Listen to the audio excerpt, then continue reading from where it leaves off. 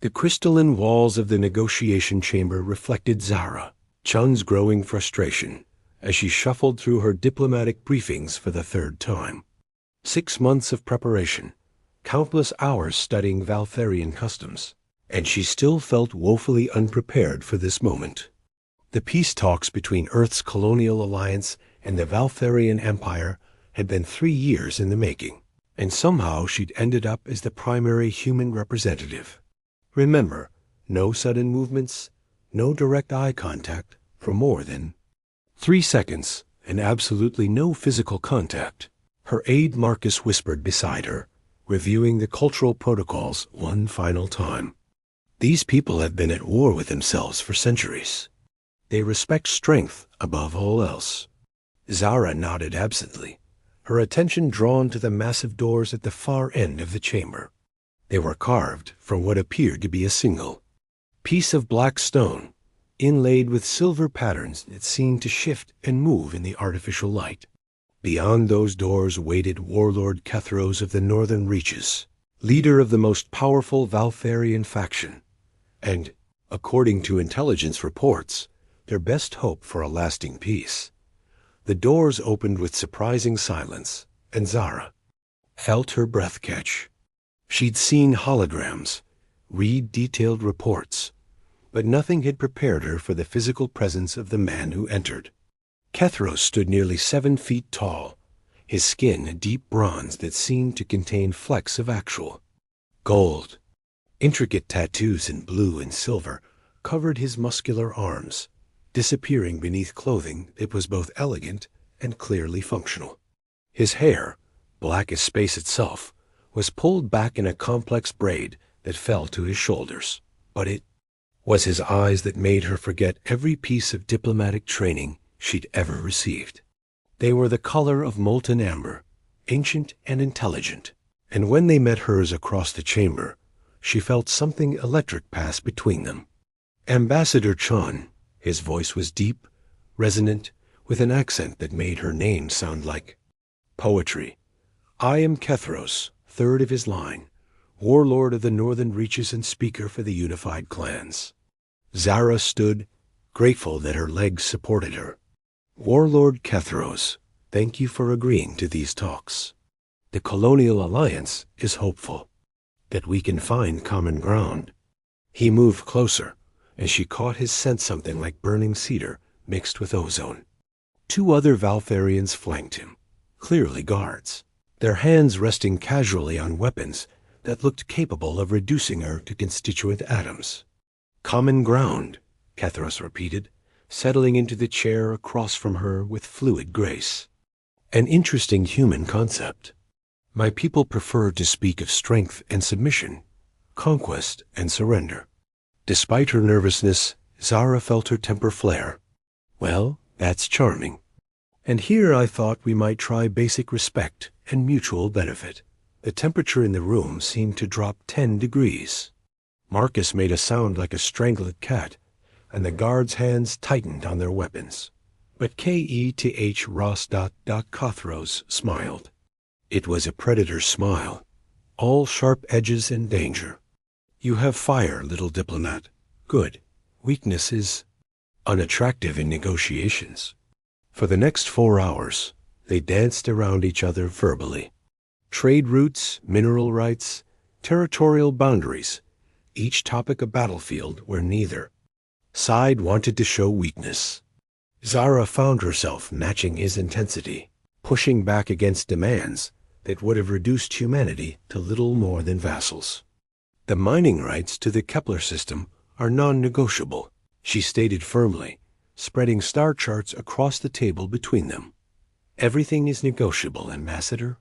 The question is what you're willing to sacrifice to keep them. What we're willing to sacrifice?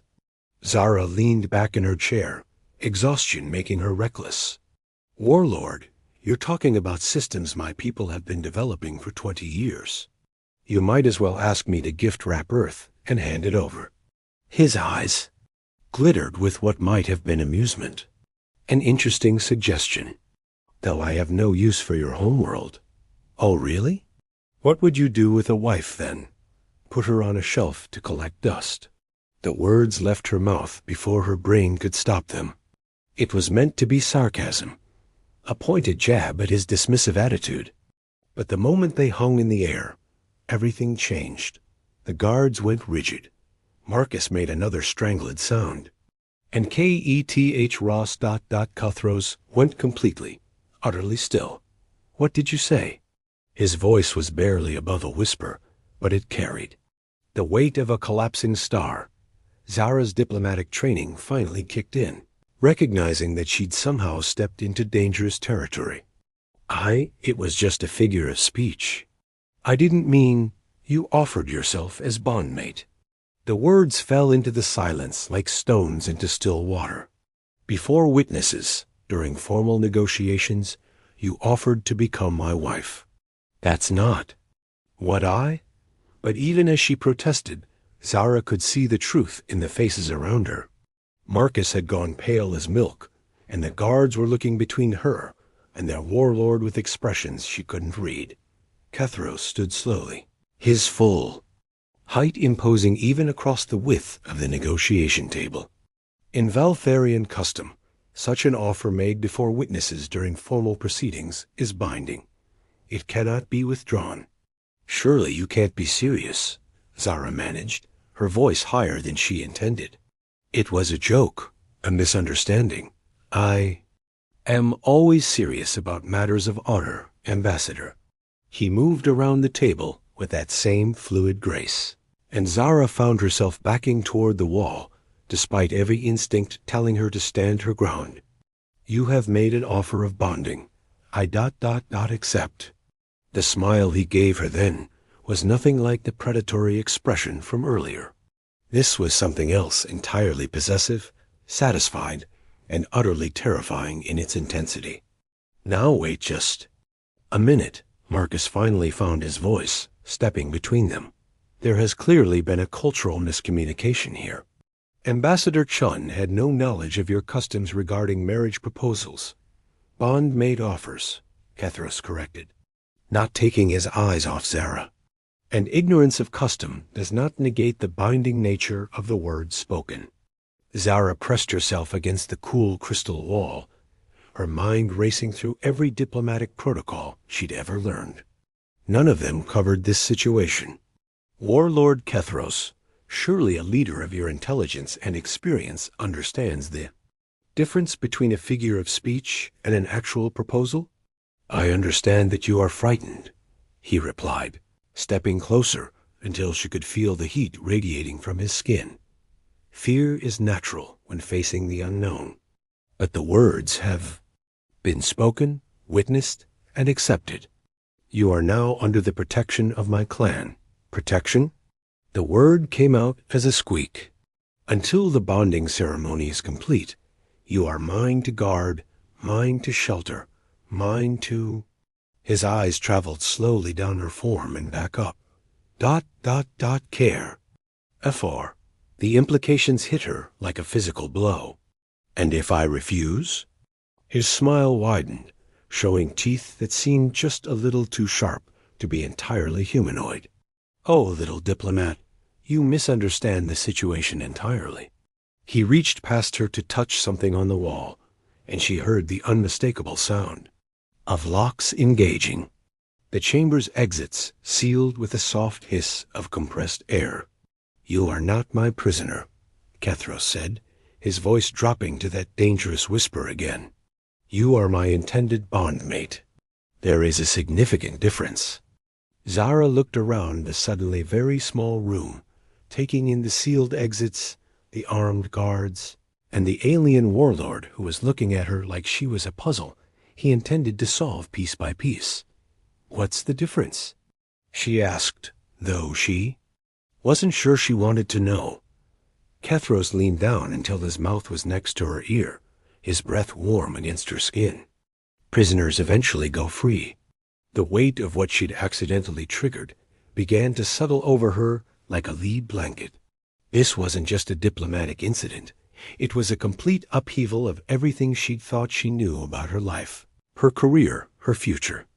"How long do I have?" she whispered. The bonding ceremony traditionally takes place at the next lunar convergence, he replied, straightening but not stepping back. In your human calendar, that would be approximately 10 days. 10 days. 10 days to figure out how to escape an alien marriage contract she'd accidentally entered through sarcasm. 10 days before she became the wife of a warlord whose people measured strength in conquered worlds. 10 days to understand why.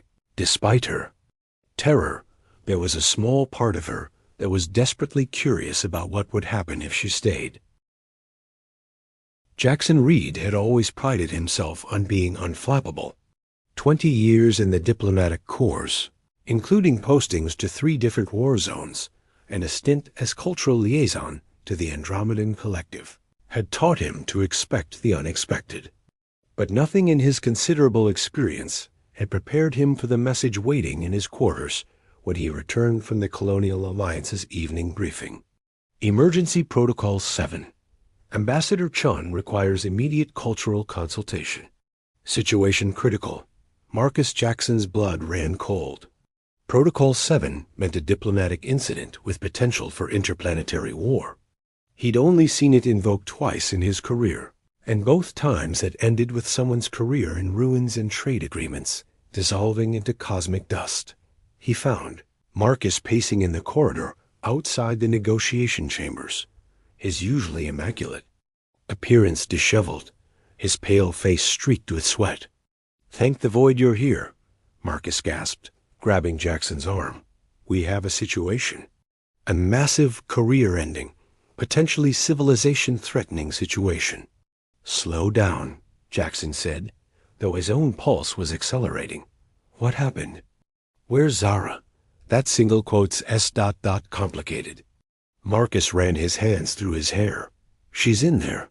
He gestured toward the sealed chamber, with Warlord Kethros. "And according to Valtharian custom, she's now his his." "His what, Marcus?" "His intended bond mate. She accidentally proposed to him." Jackson stared at his colleague for a long moment, waiting for the punchline. When none came, he felt something cold settle in his stomach. That's not possible. Zara's the most careful diplomat I know. She wouldn't make that kind of mistake. She made a joke. Something about him putting a wife on a shelf. But apparently in their culture, offering yourself as an example during formal negotiations, double quotes, Marcus shuddered. "It's binding, Jackson. Legally, ceremonially, completely binding." Through the transparent sections of the chamber walls, Jackson could see movement inside. Zara was sitting at the negotiation table, her posture rigid with tension. Kethros stood near the window, his massive frame silhouetted against the starfield beyond. Even at this distance, there was something possessive about his stance, the way he positioned himself between Zara and the sealed exits. "How long do we have?" Jackson asked, his mind already racing through potential solutions. 10 days until the bonding ceremony. But that's not the worst part. Marcus's voice dropped to a whisper. "I've been researching Valtharian customs since this happened. If she tries to break the bond before the ceremony..." "What?" "It's considered an act of war against his entire clan. We're not just talking about Zara's life here, Jackson. We're talking about the complete breakdown of peace negotiations and possible military retaliation against human colonies." Jackson felt the weight of the situation settle on his shoulders.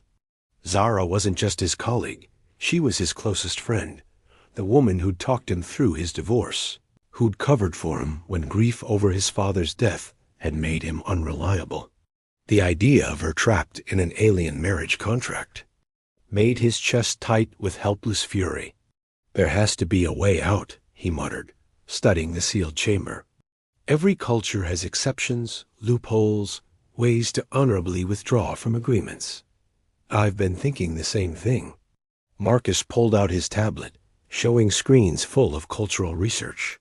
"But their legal system is based on honor and strength.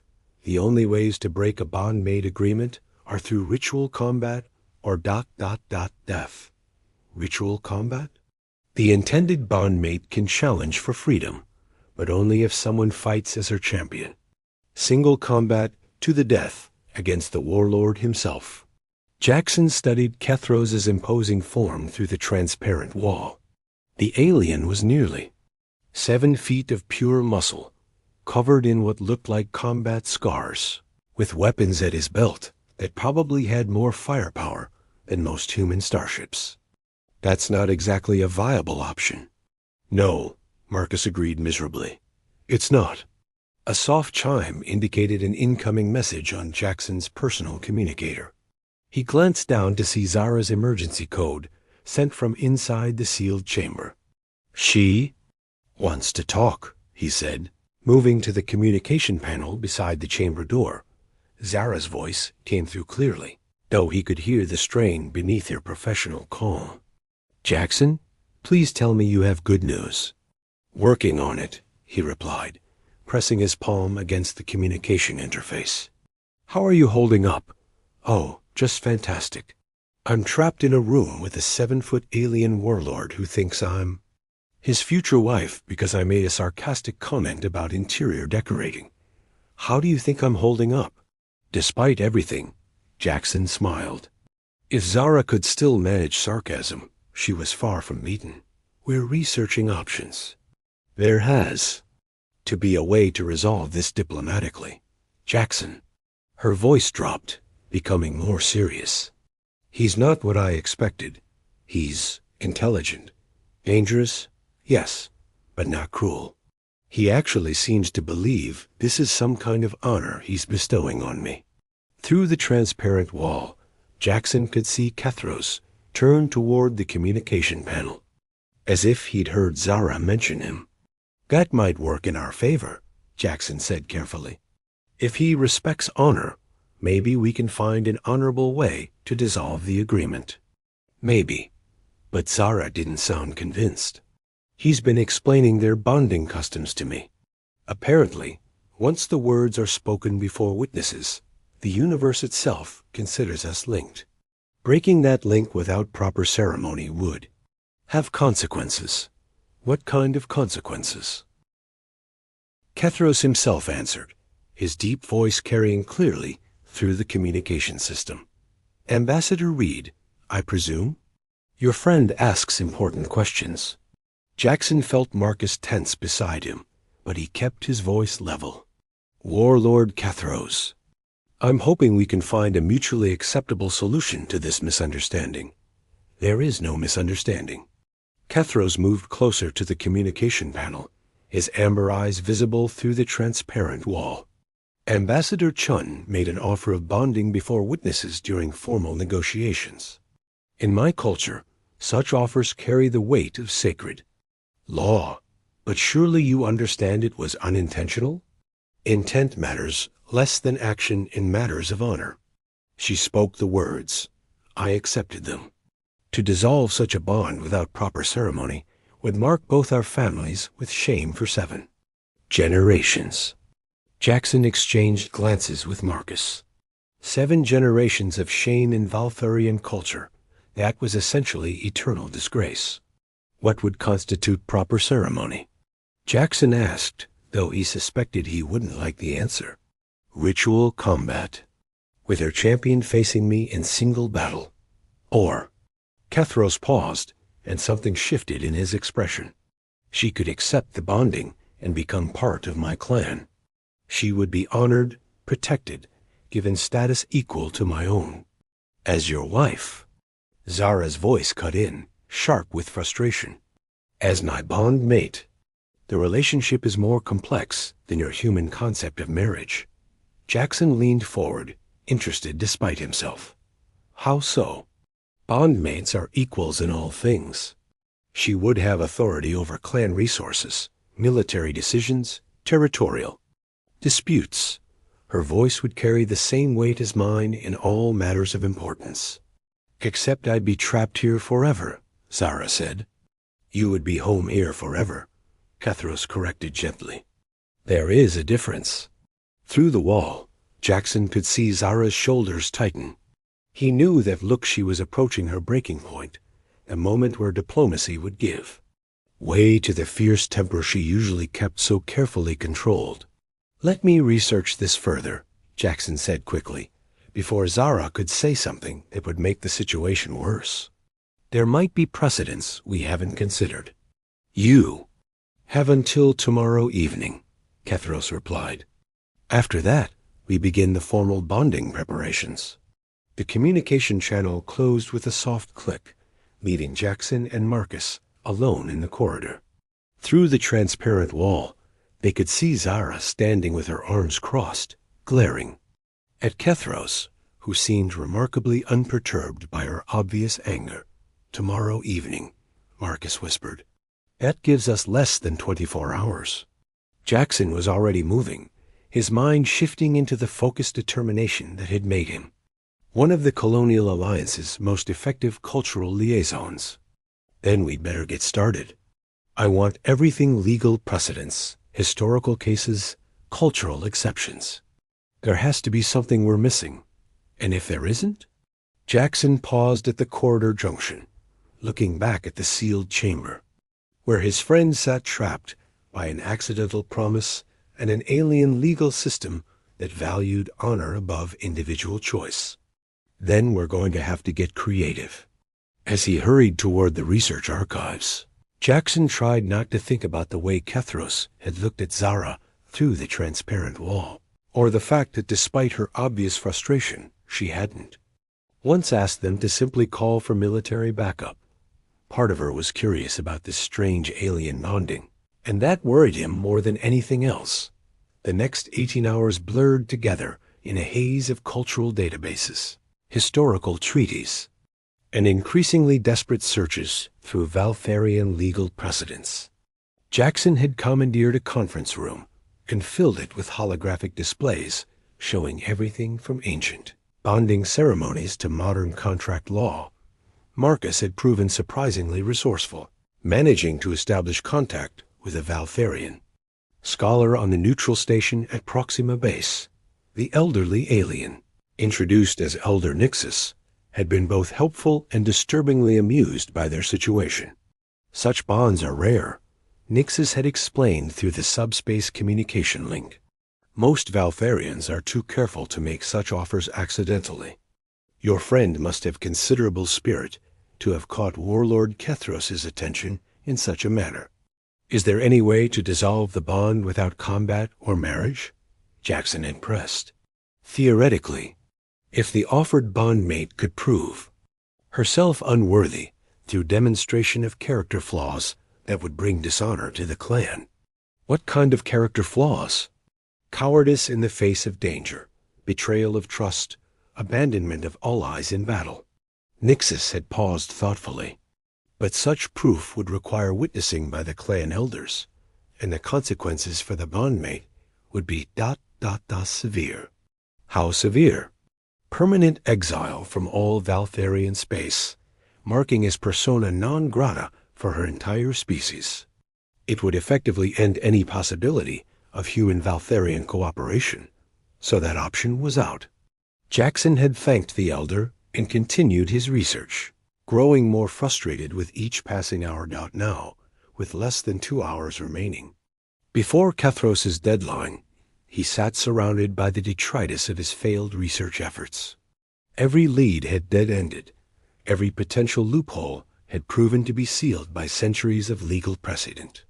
"There has to be something," he muttered, scrolling through yet another historical database. "Every system has exceptions, ways to..." He stopped. There, buried in a subsection about clan succession laws, was a single line that made his heart race. In cases where the offered bond would create conflict with existing bloodline obligations, the right of substitution may be invoked. Jackson sat back, his mind racing. Substitution? What if Zara wasn't the only one who could fulfill this bond? What if someone else could take her place? The implications were staggering and possibly suicidal, but it might be their only chance. He was still formulating the plan when Marcus burst into the conference room, his face flushed with excitement and terror. "Jackson, we have a problem." A big problem. Bigger than Zara being trapped in an alien marriage contract? Kethros' sister just arrived. Nyxara Vek Kethros had earned her reputation as the deadliest hunter in the northern reaches before her 20th season. Now, at 32, she commanded the respect of warriors, twice her age, and struck fear into the hearts of enemies who had never even seen her face. Standing 6.5 feet tall with the same bronze skin as her brother, she moved with the predatory grace of something that had never known defeat. The transport bay of the diplomatic station had fallen silent when she arrived with her personal guard. Unlike Kethros' more diplomatic entourage, Nyxara's companions were clearly soldiers scarred, armed, and looking as though they preferred to settle negotiations with plasma fire rather than words. Jackson watched from the observation deck as she strode through the corridors below, her long black hair braided with silver threads that caught the light like blade edges. She wore form-fitting armor that managed to be both elegant and intimidating, with weapons visible at her hips, thighs, and shoulders. Everything about her screamed danger. "She's beautiful," Marcus whispered beside him, then immediately looked, horrified at his own words. "She's terrifying," Jackson corrected, though he had to admit his colleague had a point. There was something magnificent about Nyxara's presence, like watching a storm approach across an open plain, deadly, but impossible to look away from. "What do you think she wants?" Before Jackson could answer, his communicator chimed with an urgent message from Zara. "Jox, we have a situation. Kethros just received word that his sister is here, and he looks ... concerned." "What does that mean?" Jackson activated the communication panel. "We're not sure yet. We're observing her arrival now." "Observing from where?" Zara's voice sharpened. Jackson read, "Please tell me you're not doing anything stupid." "Define stupid," he replied, watching as Nyxara's group reached the sealed negotiation chambers. Through the transparent walls, he could see Kethros' reaction to his sister's arrival. The powerful warlord actually took a step back, his posture shifting into something more defensive. Whatever Nyxara's presence meant, it wasn't entirely welcome. The chamber's locks disengaged with a soft hiss, and Nyxara entered without ceremony. Her amber eyes, so similar to her brother's, but somehow colder, swept the room before settling on Zara with calculating intensity. "So," she said, her accented voice carrying clearly through the monitoring system, "this is the human who thinks she can bond with the heir to the northern reaches." Zara stood slowly, and Jackson felt a surge of pride at his friend's composure. Despite being trapped in an impossible situation, she met Nyxara's challenging gaze without flinching. "I'm Ambassador Zara Chun," she said calmly, "though I suspect you already know that." "Indeed." Nyxara circled Zara slowly, like a predator evaluating prey. "I am Nyxara, first hunter of the Vek Kethros clan, commander of the war fleets, and sister to the fool who apparently believes a soft human diplomat is worthy of our bloodline." "Nyxara," Kethros warned, his voice carrying the weight of authority. His sister ignored him, continuing her examination of Zara. "Tell me, little human, what do you know of Valtharian bonding customs?" "I'm learning quickly," Ira replied, her diplomatic training evident in her neutral tone, "though I suspect you're here to enlighten me further." Nyxara smiled, and it was nothing like her brother's predatory expressions. This was the smile of something that enjoyed the hunt as much as the kill. "Bonding among my people is not the gentle ceremony you humans practice. It is a claiming, a conquest, a declaration that two beings have found their match in strength and will." She stopped directly in front of Zara. "The bondmate of a clan heir must prove herself worthy through trial." "What kind of trial?" Zara asked, though Jackson could hear the reluctance in her voice. "3 tests, traditionally. Courage in the face of death, wisdom under pressure, and loyalty despite temptation." Nyxera's smile widened. Tests that have been known to kill the unworthy. In the observation deck, Marcus grabbed Jackson's arm. We have to stop this. They can't seriously expect Zara to undergo some kind of deadly trial. But Jackson was watching Zara's face on the monitor, seeing something he recognized. His friend wasn't. Backing down, if anything, she looked intrigued by the challenge. And if I refuse these tests? Zara asked. Then the bond is declared void due to cowardice, and you are marked as unworthy of any Valtharian alliance. Nyxera shrugged. Your people lose all possibility of peaceful relations with the Empire. And if I accept? Then we discover whether you are truly fit to stand beside the heir to our greatest clan, or merely another weak human who breaks under pressure. Kethros moved between his sister and Zara. These trials are not required for, they are required.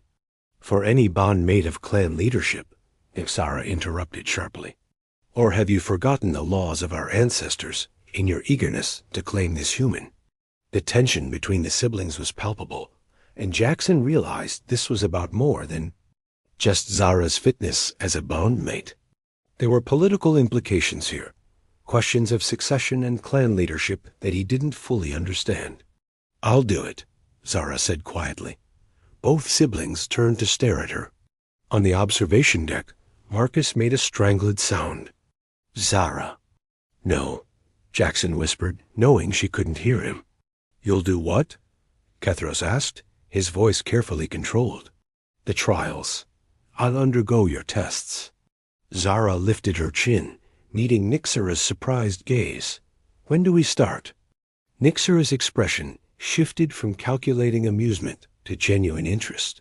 You would risk death to prove yourself worthy of bonding with my brother? I would risk death to prove that humans are not the weak creatures you believe us to be. Zara corrected. And to ensure that our peoples have a chance at peace.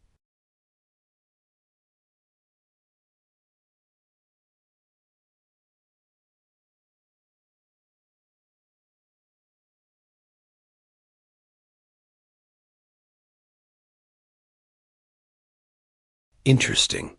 Nyxera began circling again, but this time her movement felt less predatory and more evaluative. Very well. The first trial begins at dawn. Courage in the face of death. What exactly does that involve? Zara asked. You'll find. Out when you face it. Nyxera moved toward the chamber exit. Rest well, little human. Tomorrow you discover whether your spirit is as strong as your words. As soon as Nyxera left the chamber, Jackson was moving. He reached the sealed room just as the locks re-engaged, pressing his palm against the communication panel. Zara, what the hell were you thinking? Her voice came through strained but determined. I was thinking that this might be our only way out of this mess without starting an interplanetary war. By getting yourself killed in some barbaric alien ritual? By proving that I'm capable of making my own choices, Zara snapped. Do you have any better ideas, Jocks? Because I'm running out of options here. Jackson looked at the research scattered across his tablet 18 hours of frantic searching that had yielded nothing useful. I might have something, a legal precedent, about bloodline conflicts and substitution rights. If I can... No, Zara's voice was firm. I'm not running from this anymore. This isn't about running. This is about survival. Is it? Through the transparent wall, he could see her looking directly at him. Or is it about the fact that part of me is curious about what happens if I actually pass these trials? The admission hung in the air between them, dangerous and honest. Jackson felt something cold settle in his chest as he realized what she wasn't saying. Zara ... I have to do this, Jocks. For the peace negotiations, for human Valtharian relations, and ... for myself. The communication channel went quiet, leaving Jackson staring at his friend through the transparent barrier. In all the years he'd known her, he'd never seen Zara look more determined or more terrified. That night, Jackson barely slept. He paced his quarters, researched more legal precedents, and tried to think of any way to prevent what was about to happen. But every scenario he constructed led to the same conclusion. Zara was committed to this path, and trying to stop her might only make things worse at dawn. He stood with Marcus and a handful of other human diplomats in the station's central arena. Vast circular space that could be reconfigured for various purposes. Today, it had been transformed into something that looked disturbingly like a gladiatorial pit. Valtharian warriors filled the observation galleries, their excited voices creating a low hum of anticipation. At the center of the arena floor, Nyxara waited beside what appeared to be a sealed containment unit roughly the size of a small building. "What do you think is in there?" Marcus whispered. Before Jackson could speculate, the arena fell silent. Zara entered through the main doors, flanked by 2 guards. She wore simple combat fatigues provided by the Valtharians, and her face was set in an expression of grim determination. Nyxara's voice echoed through the arena's amplification system. The first trial, courage in the face of death. The candidate must enter the containment unit and survive for 1 full cycle while facing their deepest fear made manifest. Their deepest fear made manifest? Marcus echoed faintly. Valtharian. Neural technology, one of the other diplomats whispered. They can literally create holographic scenarios based on psychological scans. Jackson watched as Zara approached the containment unit. The massive door slid open, revealing nothing but darkness beyond. "Enter," Nyxara commanded. Zara paused at the threshold, looking up at the observation galleries until she found Jackson. Even at this distance, he could see the fear in her eyes, but also something else, a fierce determination that made him proud and terrified in equal measure. She stepped into the darkness, and the door sealed behind her with a resonant clang that seemed to echo in Jackson's chest. "How long is a full cycle?" he asked the diplomat beside him. 6 hours, 6 hours. Jackson settled into wait, watching the sealed containment unit and wondering what horrors Zara was facing inside. Around them, the Valtharian audience watched, with rapt attention, as if they could somehow see through the metal walls to the trial within. Time crawled past with agonizing slowness. After 3 hours, Jackson noticed Kethros had joined his sister on the arena floor. The warlord's expression was unreadable, but his posture radiated tension. After 4 hours, some of the Valtharian spectators began to shift restlessly. Apparently, most candidates either succeeded or failed more quickly than this. After 5 hours and 43 minutes, a scream echoed from within the containment unit, high, desperate, and unmistakably Zara's voice. Jackson was on his feet instantly, but Nyxara held up a hand, stopping the guards who had moved toward the unit. "The trial continues," she announced coldly. 17 more minutes passed in silence, so complete that Jackson could hear his own heartbeat. Then finally the containment unit's door slid open. Zara emerged pale and shaking, her combat fatigues soaked with sweat, her eyes wide with the residual terror of whatever she'd experienced. But she was walking under her own power, and when Nyxara approached her, she met the alien warrior's gaze without flinching. "Well done," Nyxara said, and there was something like respect in her voice. "You have passed the first trial." Zara nodded, not trusting her voice to remain steady. "The second trial begins tomorrow," Nyxara continued. "Wisdom under pressure. Rest well, little human. The true tests have only begun." As the arena emptied and Zara was escorted back to her quarters, Jackson caught one last glimpse of her through the crowd. She looked exhausted, traumatized, but also exhilarated, like someone who had discovered something unexpected about herself. That night, as he finally tried to sleep, Jackson couldn't shake the feeling that whatever happened in the remaining trials, Zara was changing into someone he might not recognize when this was over, and he wasn't entirely sure that was a bad thing.